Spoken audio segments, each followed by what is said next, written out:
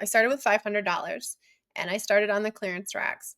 And I didn't take any money out of my business. So I guess it would actually be 2 years from when I started, because that first year that I was very part-time, I just kept rolling it. And then when I went full-time, I didn't take any money out for another year, except for paying the credit cards. And if I needed help to pay a car payment or something, I would pull little amounts, but nothing drastic. And then my capital would just kept turning, and that allowed me to go deeper on items. And that was 2021, which there were a lot of opportunities for 2021, like the pools and the chlorine. So I was blessed to be able to go deep on those items and really chase things around the state. And that, made my available capital increase so much more. And then just went from there. I was in a small mastermind and we would help each other with good buys, and I just grew from there. Hi, and welcome to Your Selling Podcast. I'm your host, Nikki Kirk, aka Your Selling Guide. In 2017, I quit a steady corporate desk job to travel the US in an RV. Along the way, I started selling on Amazon, grew multiple successful businesses, and wound up back to my roots as a small town girl. Today, I'm still doing what I love, selling on Amazon and helping other sellers start and grow their own online businesses. Each week on Your Selling Podcast, we will cover different aspects of selling online and highlight other sellers just like you and I. From part-time sellers creating extra income on the side to full-time sellers growing million-dollar businesses. Think of this as a sit-down with your Amazon bestie where we can learn and grow our online businesses together. Welcome to Your Selling Podcast. Hey crew, and welcome back. On today's episode, I have Sarah Ray joining me, and she is an Amazon seller and a Walmart seller, and she does FBA, and she's even opening a liquidation store here pretty soon. But I'm not going to tell her story. I'm going to let her tell it. So welcome, Sarah, to the podcast. Thank you for having me. I'm excited to be here. I was telling you a little bit beforehand, but I've been following you for a while on Instagram, and I just am absolutely amazed at the way you've grown your business. So I feel like I'm fangirling a little bit here, and I'm just really excited to jump into how you got started selling on Amazon, Walmart, eBay, all the places, and what was your life like before that? Yeah, so actually, I'm really excited to be here because when I first found out about Amazon, it was your videos that showed me how to do retail arbitrage. So thank you for putting that out there for everybody. I'm really excited to be able to talk with you today. So before I started Amazon, I worked in the local tax assessing office. So I was doing the 9 to 5, and my kids were, going through elementary and middle school. And I just really wanted to be home with them. I had always wanted to be home with them and be a stay-home mom. But as they were getting older and they were getting into activities and needing to be Ubered everywhere, I just really felt that need to go home and spend that time with them. So I left my job and I became a stay-home mom, and I quickly realized I missed working and I missed, providing that extra income for my family. So I was looking for a side hustle. I actually came across a post in Facebook from Hustle Buddies that just kind of explained what it was. They had just opened up their group, and I started scanning things around my home, and that's where it started. The first year, I kind of suffered from analysis paralysis, and kind of lurked in all of the groups, But then in September of 2020, I jumped in full time and knew that I really needed to make this work, and just blew up from there. So I've been doing it ever since. Are you doing a retail arbitrage model, online arbitrage, or is it like a mix of a lot of things? So up until January, I was probably 80% retail arbitrage. I've always done retail arbitrage. I still love retail arbitrage. But now that I've taken on so many other things, I'm starting to do more OA for Amazon, but still RA for Walmart. You talked about earlier, and I apologize to listeners because I'm going to bring up stuff I talked about earlier. But anyways, how you were doing some Walmart to Walmart flips. How did you get into Walmart? Because I know I'm just following you on Instagram. I've been like, okay, yeah, there's lots of potential because you're showing what the potential is. So how did you get into it and start? So about 3 years ago, a friend of mine had signed up for their account. So I just kind of tagged along and did that too. And I didn't do too much with it. I kind of just like during Q4, I'd list some toys or maybe bad buys for Amazon. I would list some toys, but nothing huge.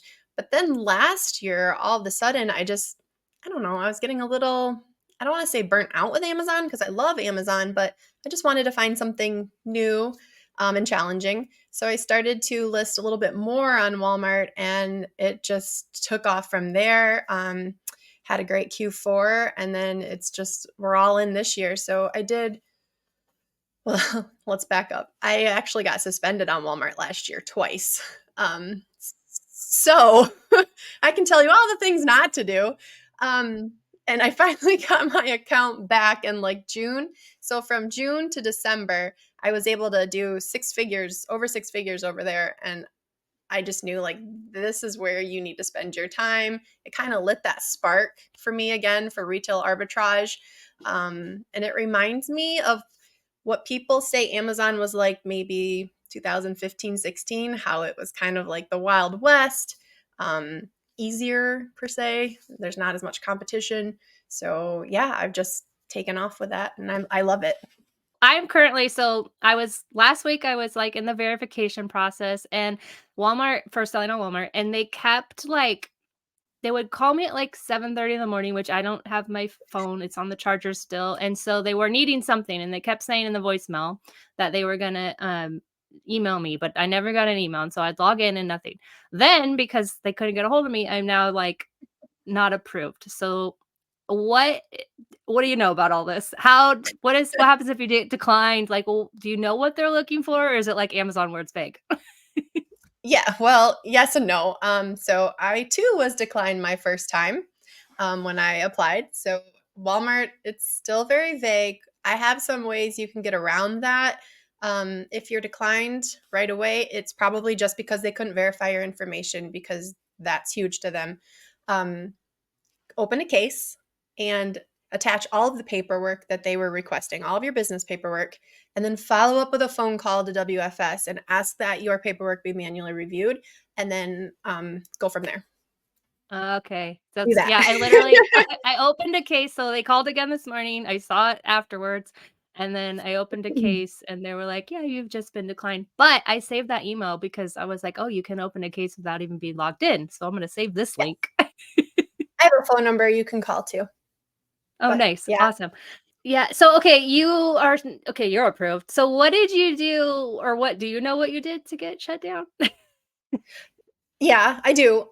So I put it was my fault for not being smart about what I was doing, but it actually came down to a software that I was using. Um, it was linking all of my Amazon SKUs, so like my Amazon catalog to my Walmart catalog, and then I was seller fulfilling from there, and they didn't match up and started selling things I didn't even have or own or had even seen because the SKUs didn't match. And I was on spring break with my kids, and all of this was happening, and I couldn't do anything to control it or stop it. So I ended up having to cancel orders. And if you cancel too many orders, you're going to get shut down. Um, so that was the first one, and I was shut down for a couple of weeks. I worked with a company, they got me back up and running. But then a month later, I got flagged again by a bot for the same reason because my metrics weren't up to par because I was recovering. So I got shut down again.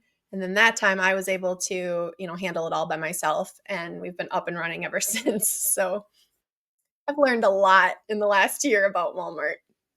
Right? That's what I've talked about this before, but when I got shut down on Amazon my first year, it was because I got an IP or counterfeit, I can't remember which one, but and I was like, "Okay, well, I'll just stop selling it." And I didn't realize you have to like appeal and like talk to them. And so then I got Yes. another one and I was like, "Oh, wait, what?" And it's terrifying, Yeah, especially when all it's of your like hard work is a in, but I was hassle. able to get it back. Yeah, thank goodness. Yeah, the things you don't know, but I mean, until you go through it, you don't really. Yeah, I that's didn't why know, and there was no info, so. I'm always like mistakes are how you learn and Mm, like yeah, some of them could be more costly, especially if you have to hire someone to get your account back, but at the end of the day, yeah, you can usually always get it back, so it's just a matter of time and money. But exactly. they're It's been worth learning it. mistakes. Now you know what not to do. I know what not to do, and I'm super careful with my account too. So everything's great now. So learning. So from what I've heard, you have to start doing basically FBM on Walmart where you ship everything out and then you get is it like you get approved into or how does it work where they have the Walmart model of FBA? I forget what they call it. Yeah, so it's called WFS. So it's Walmart fulfilled. And it used to be that you had to apply for WFS, but now you don't need to go through those steps. I still recommend that you start with seller fulfilled because the catalog and the seller center and all of that, it's very, I don't know the right word, clunky, I guess I could say. Because as Amazon sellers, we're used to everything being really smooth and easy. You're not easy, but like you can get your way around Seller Center pretty good. With Walmart, it's just different. So learn that by seller fulfilling items first so you can kind of get an idea of the flow and how things work. And then from there, you can learn the WFS shipments, which actually are easier than Amazon's. Nice. And is it all going to one like a couple warehouse? Is it similar to Amazon when you do FBA? Yeah, so far for me, everything's always been shipped to one warehouse, and you can just throw the stuff in the boxes. You don't have to label it. You don't have to say what's in box one or what's in box two. Recently, they've started splitting shipments, but still, it's so easy. So is if you had to pick between the two, is it sounds like Walmart is it just more fun or it's just where the money is? Well, so right now there's less competition on Walmart. So it's a little bit easier to find those winning products, right? So when you're out scanning in the stores, it's a lot easier to find profit. However, Amazon's beautiful because it has the volume. So even if you're making less per item on Amazon, if you can sell the volume over there. So I really think it's nice to be on both. What is your business model like kind of look like now that you do sell both? Are you like Amazon 1 week or Walmart or how does a traditional week look for you? Chaotic. um, I'm doing all the things all the time. I wish I was organized and had like Mondays I do Walmart and Tuesdays I do no. Mm-mm. So when I source, I'm kind of sourcing for both at the same time, and I just keep my cart separate. So if I scan something and it's like, well, this is a Walmart win, and it's not so good on Amazon, then it'll just go to Walmart. Maybe I could sell it on both platforms, or maybe it's just Amazon. So it really depends on the store that I'm sourcing. I'm trying to do more OA for Amazon. So I'm spending a couple hours like in the morning or late at night doing my OA. And then prepping during the day, I have a couple part-time preppers that help me with that. So I'm not organized. Needless to say.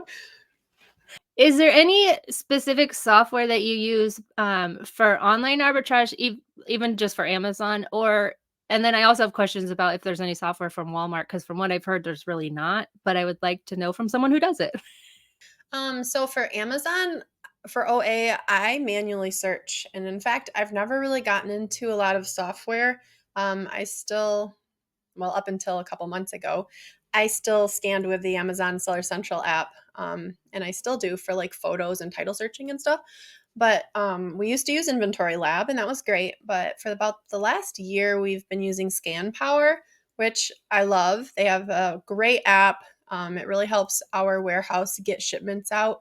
And Paul, the creator, the one that owns Scan Power, he's awesome to work with. So that's like my go-to software. And then I scan with that. But then for Walmart, you're right, there isn't really any software. I use something called Wally Smarter, and that will kind of, it's like Keepa, but it's so not Keepa. So like you said, Walmart doesn't share their data. They keep it very close to the chest, and their API is slow. So there isn't a lot of options as far as software goes. There's another one called DataSpark, but I no longer use that.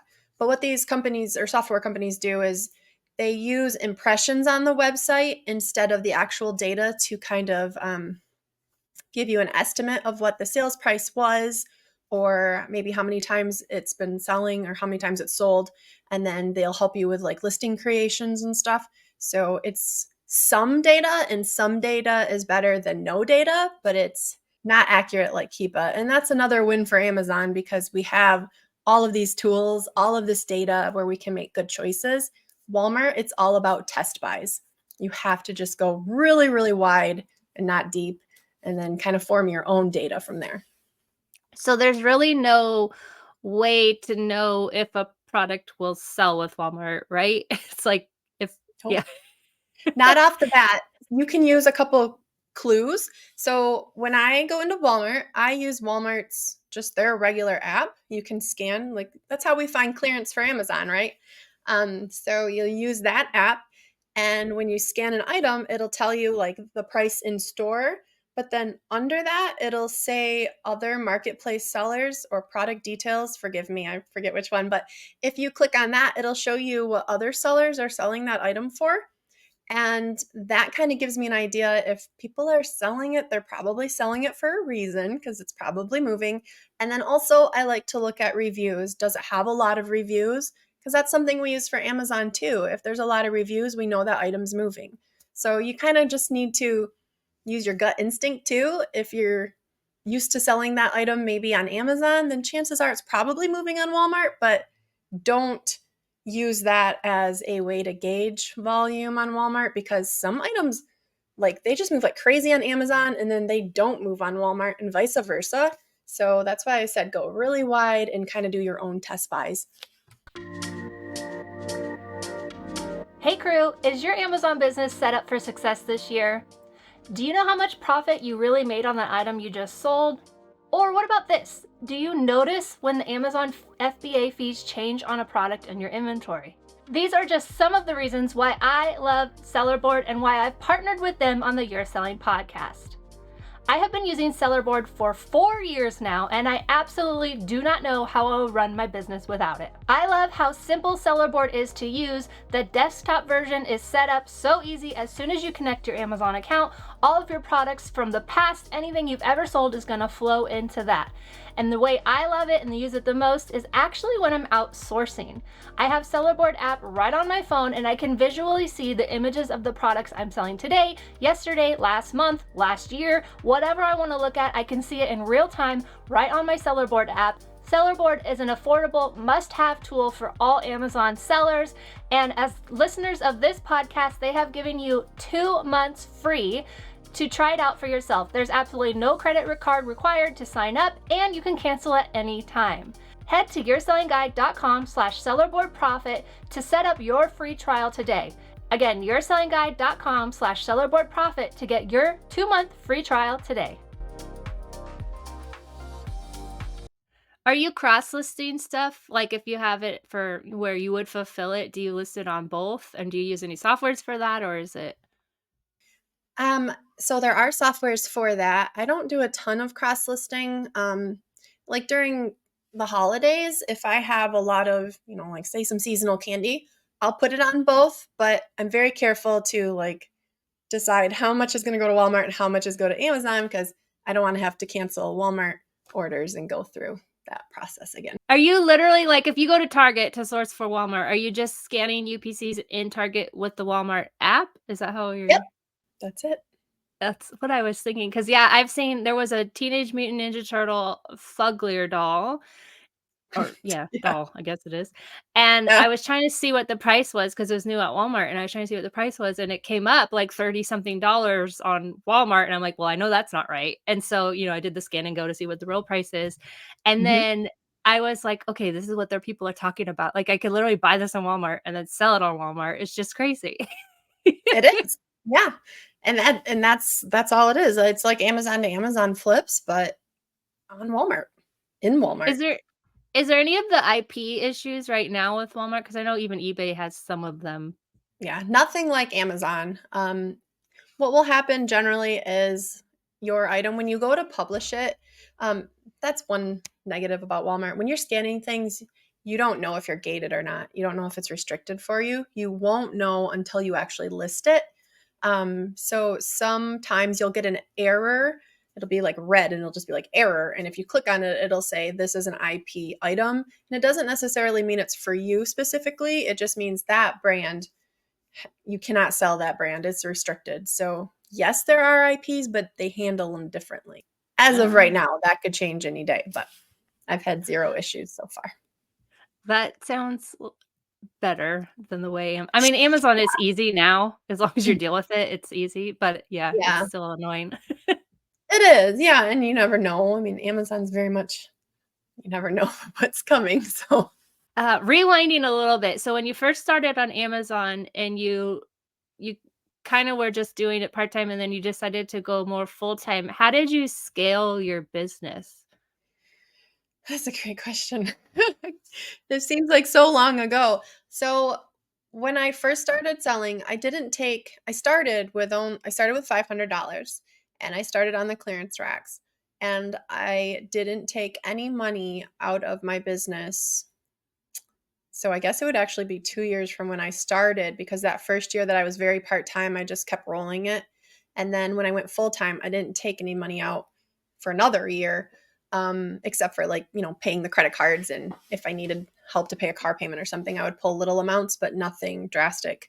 And then my capital would just kept turning, and that allowed me to go deeper on items. And that was 2021, which there were a lot of opportunities for 2021, like the pools and the chlorine.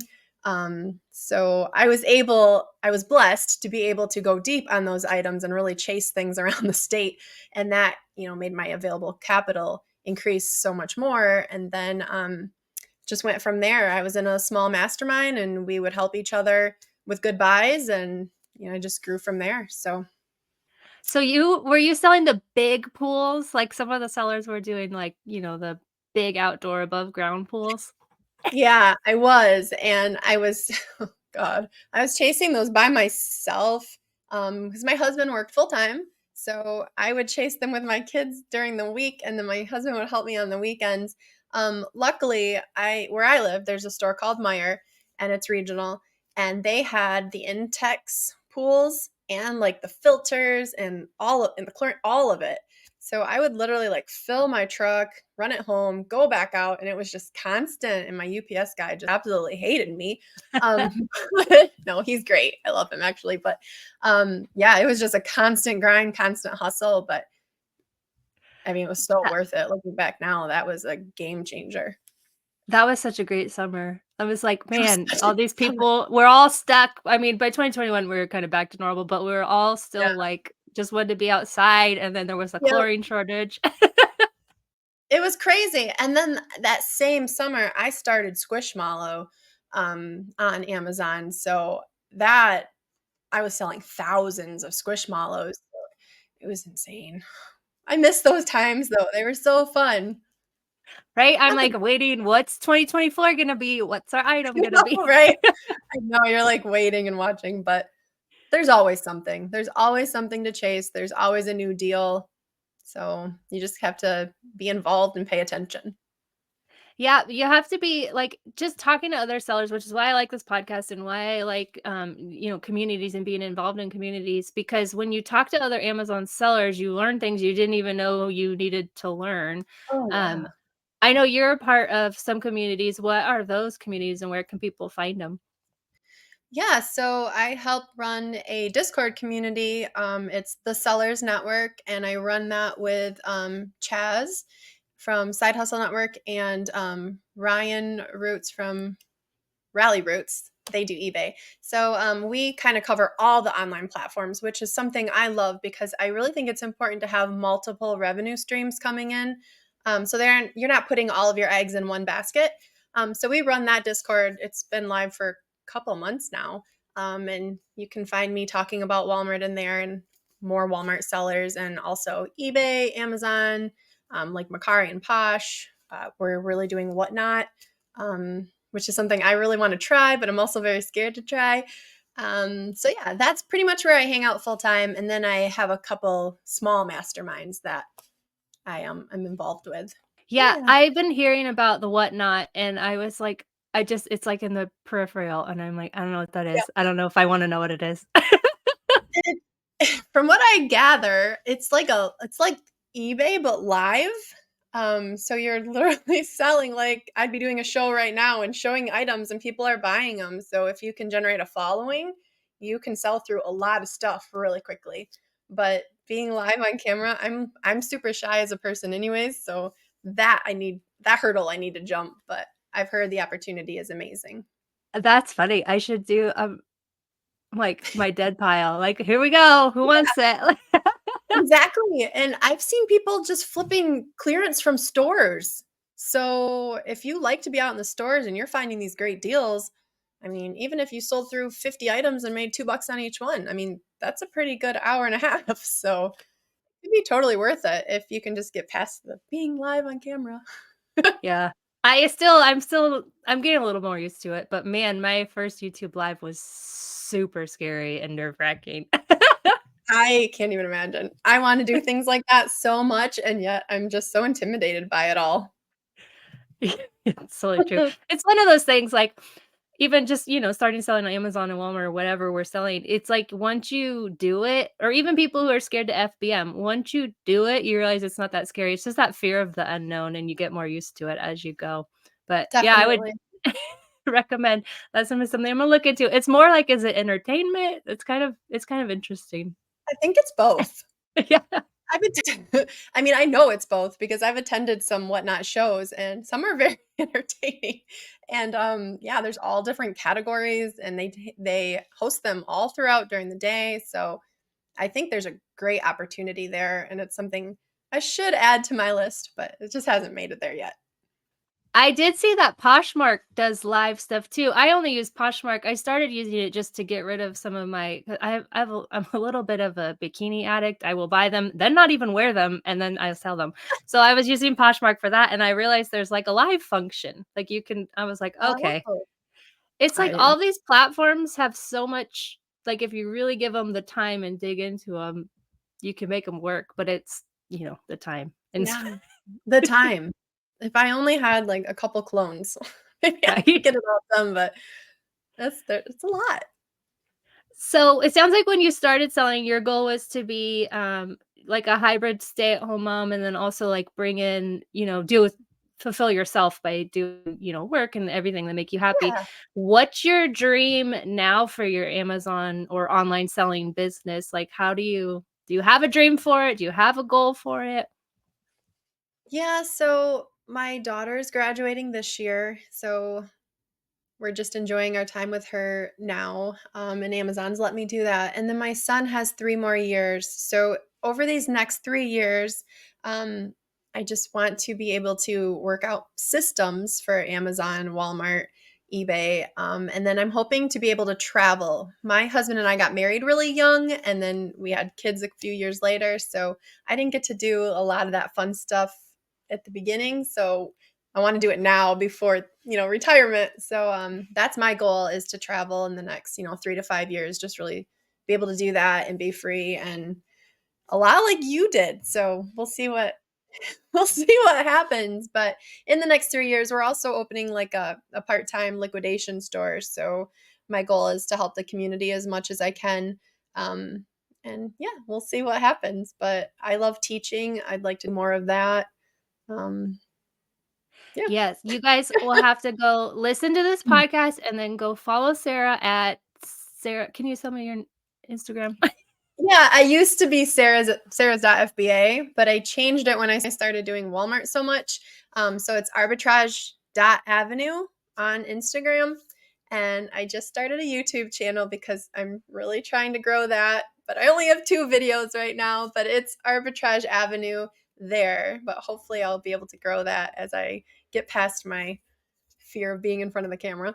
Um, and then on X or Twitter or whatever it is, I'm Arbitrage Avenue there. Okay, so everyone listening is gonna go over there, follow her wherever she is, and tell her you want more Walmart videos or whatever you want from her because she did express that she is getting into coaching, and as you can see, I'm already like taking her up on it because she has all the information. So definitely encourage her to do some videos and ask all the questions so she can make videos about it. questions help because that otherwise I just sit there and it's like, okay, what do people want to know? Because it's really hard to remember the questions you had when you started. Like I have my own questions now, but they're not helpful to someone who's just starting. So, yes, let me know what you need to know. That would be really helpful. Yes. So when you're doing Walmart specifically, is it like okay, let me redo this. Let me say this again. Sure. So when you said you kinda got into Walmart because it was, like it got more exciting for you and you got that, like, bug back about retail arbitrage because it ebbs and flows on Amazon. There's good times and bad times. What Yes. was that, like, just super encouraging and, like, motivating for you to get back out there? Because did you have other people around you who were also doing it and encouraging you, or were you kind of did you feel alone? Like, how was that? I knew one other person doing Walmart at the time, and we would kind of share wins and losses, but um, it it's been a lonely journey, and I feel like not everybody, a lot of people are jumping in now, so the information's more available. But when I started, I mean, there was nothing, so it really was just trial and error. And then back in the fall, my mom actually went on to hospice and came to live with me. So I had to stop Amazon, and Walmart was like easy for me to kind of take a break and focus on. And I knew that like that's where the profit was. So I took all of my energy when I wasn't with my mom and put it into Walmart.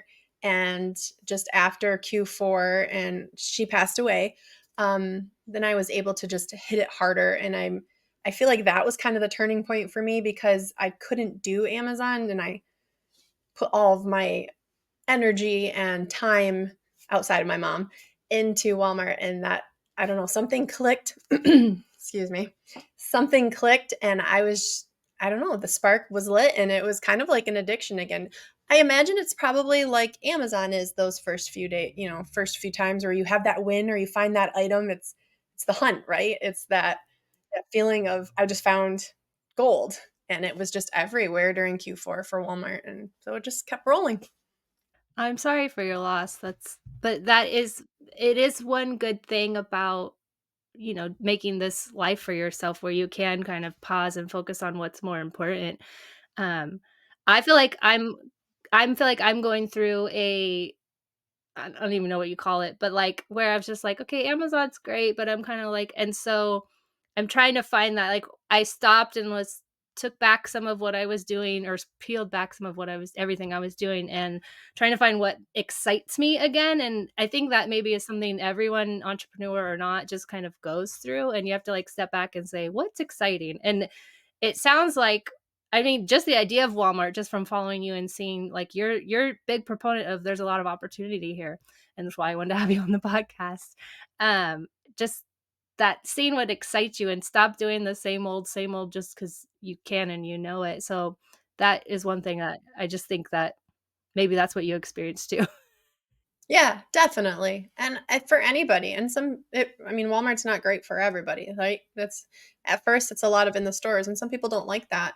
But there are so many other things, like whatnot. We talked about that, or starting a store, or doing eBay, or maybe you're doing Facebook Marketplace flips. Whatever it is, you've just got to find what excites you, and work doesn't feel like work. I'm excited to open my account every day and get going. So I needed that. So you did you start in your house because you said you're in a warehouse now, right? Is that right? Oh, yeah. I started in my living room. Yep. Yes, I did. And I remember sitting in my living room and my kids were helping me bag and they were complaining through it all. And I was like, one day I'm just not going to have it in my house and you guys won't complain because I'll have someone doing it for me. And thinking back now, I never could have imagined where that would take me or where I'd end up. But yep, I started in my living room and then I made myself a little office in the house. And then I moved to my garage. And then I moved to a location downtown. It was like 700 square feet just to get everything out of my house. And then I moved into a warehouse.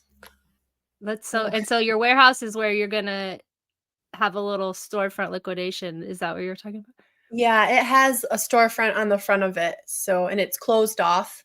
So, we recently ordered a truck of liquidation pallets right from Target. So we're gonna be flipping that within the community at 50% retail, and I have a friend that does that like on a big scale down in Florida.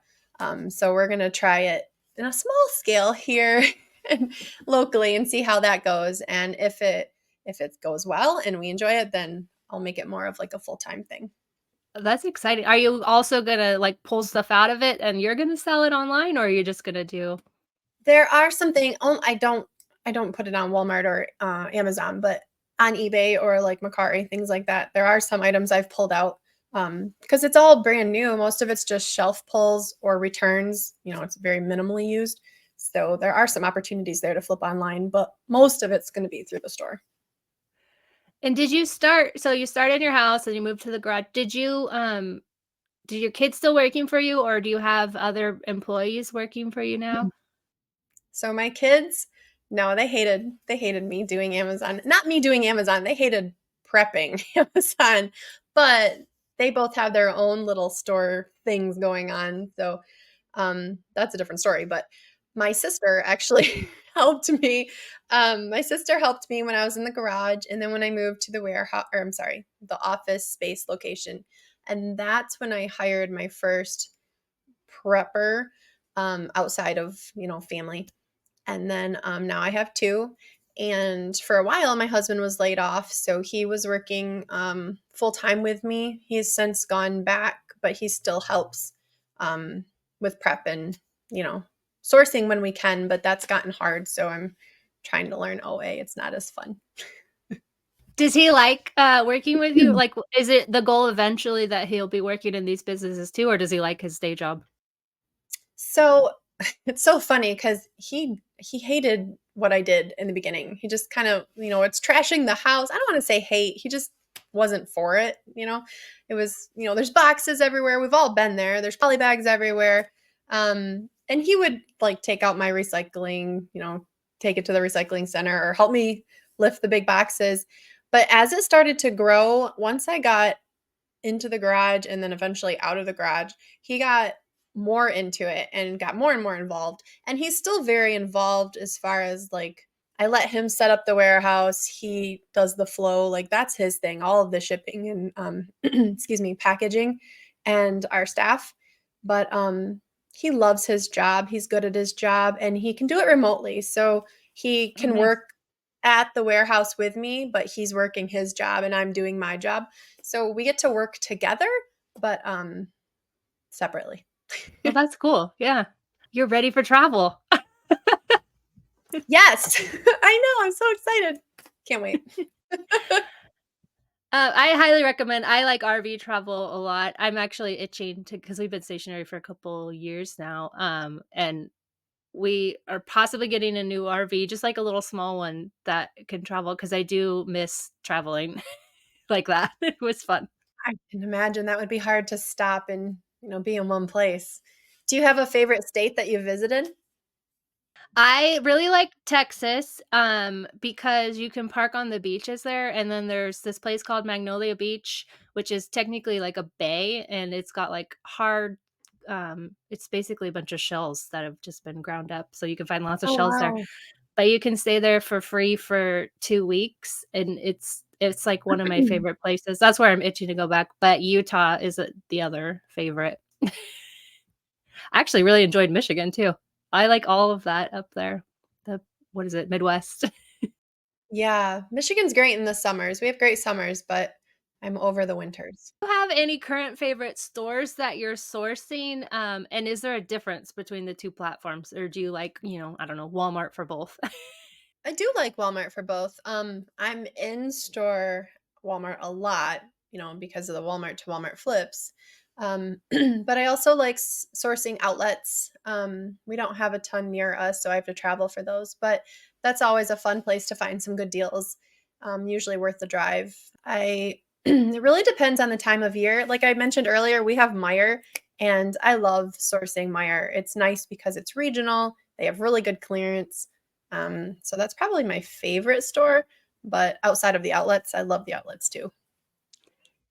I have definitely heard about, I mean, I know I've been to Meijer when we were up there, but they have some really great items and they get a lot of them. Like I think it was a Budweiser Stein during Q4 that like only Meijer had apparently. And it Yeah, was just like it's such a big store and there's so many different departments, so it can be a little overwhelming, but when they mark down clearance, like they mark it down good. So it's worth, hitting all of the Meijers. And I can't even count how many Meijers I have within an hour of me. So it's just one of those things. Do what works for you because each location is so different. Some of you guys have Publix, and I know they have great buy one, get one free sales. Like you mentioned earlier, grocery outlet. I've heard great things about grocery outlet. So do what works in your area for sure. And we have Menards too. I like Menards too. yeah, I recently got kicked out of Menards. I saw your that. That's just crazy to me. I've been to Menards, I don't know how many times, and I just sit there and scan, and nobody has even noticed me, let alone talk to me. That's It crazy. was so bizarre. I don't know if it was a slow day or what. I came in, so I was filming a video and I came in filming like I normally do in every other store. And I Yeah, think that might be what initially was like, someone's filming. I don't know. But that's the that's so only bizarre. in their defense I can give them. Like, I because it can't was weird. even I can't even fathom because I've ordered bulk from Menards. I don't know how many times, and I tell them why, and they don't care. It Menards does was not care. so bizarre. Yeah. So definitely don't, just because I got kicked out, don't write it off. I was super excited to go there. Yeah, you should give it another shot. Maybe you just had a manager with having a bad day or something. I think it Oh, could have been that mixed with boredom because they were just standing around. I don't know. that's Menards. I mean, that's pretty normal. Yeah, that's wild. So what are your plans, for the rest of the year and beyond? Like, are you doing, would you call it an even mix, or do you focusing more on Walmart or Amazon? So I'd like to keep my Amazon store going the way that it has been. And my goal I'd love to get my Walmart store to kind of match my Amazon store. Um, I think that's going to be a challenge.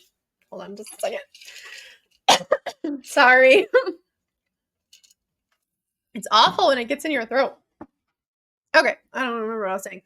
Um, so yeah, so I'd like to get my Walmart store to kind of match my Amazon store. That's kind of a challenge for me, like a personal challenge, but we'll see how it goes. I don't want to give up Amazon. I still love Amazon. I wouldn't be here without Amazon. So, like I said earlier, the volume is in Amazon. So we'll definitely keep hitting that hard. I'm hopefully going to be more OA than RA for Amazon moving forward. That's another big challenge I want to be able to check off my list that I accomplished. So we shall see. It's going to be a different year because I have so much going on, but I think it's going to be a really good year too.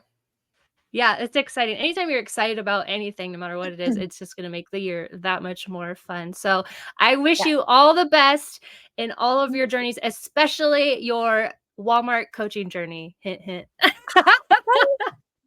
It's so funny because I set up a Calendly or whatever that link is last night, and then I was like, well, I don't know. I'm so shy, but we'll see. Yes. So if I will drop all of your social and the seller network, is that what you said it was called? The Sellers Network. Yep. The Sellers Network in the Yes. show notes for anyone who is interested in checking them out and giving Sarah a follow. Thank you so much for my just random questions and everything about Oh, this. I Was a loved very it. fun podcast. So thank you for joining me. Thanks for having me. It was so fun to chat with you and finally get to meet you. And I look forward to, catching up in the future. So Yes. Thank you. As I mentioned, I've dropped all of Sarah's links in the show notes so you can join the community there. Follow her on Instagram and be sure to message all the questions you have about Walmart and so she can make more videos on YouTube. Definitely give her a subscribe there. And as always, thank you guys so much for listening. If you would like to be on the podcast, please email me podcast@yoursellingguide.com. I absolutely love to talk to other Amazon sellers, Walmart sellers, whatever platform you're selling on. I would love to chat more with you. So definitely reach out and give me an email. Until next week, happy sourcing.